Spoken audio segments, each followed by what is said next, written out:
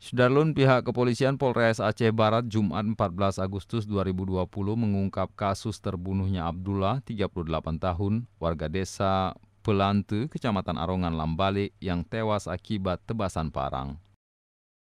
Peristiwa itu diduga berawal dari masalah hewan ternak milik pelaku yang memasuki kebun korban. Pelaku diketahui bernama Bustami, 51 tahun, yang juga merupakan warga desa Pelante.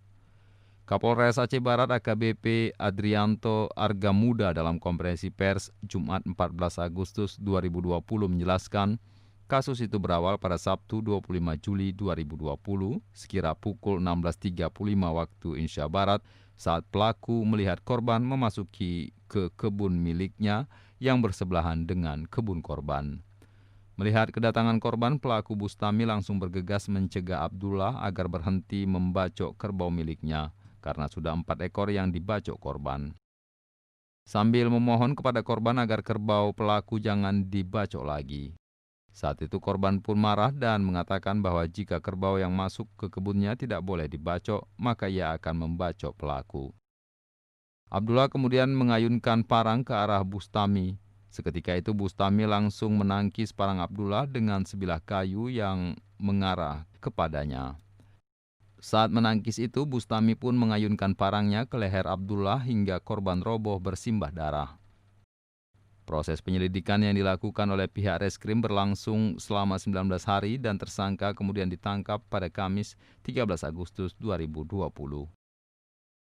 Jadi pembunuhan ini dilatar belakangi dari sakit hati.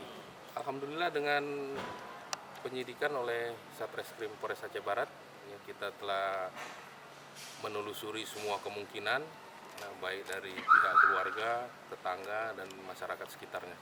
Pelaku BT, inisial BT. Ya. Dalam kasus tersebut, polisi mengamankan 1 unit parang milik korban, baju, celana, dan topi korban.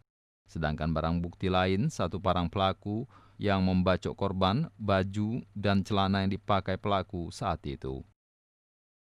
Selanjutnya tersangka akan dikenakan pasal 351 ayat 13 JO, pasal 338 JO, dan pasal 340 KUH pidana dengan ancaman pidana 7 tahun penjara dan paling lama 20 tahun penjara. Dari Melabo, Saadul Bahri, Serambion TV.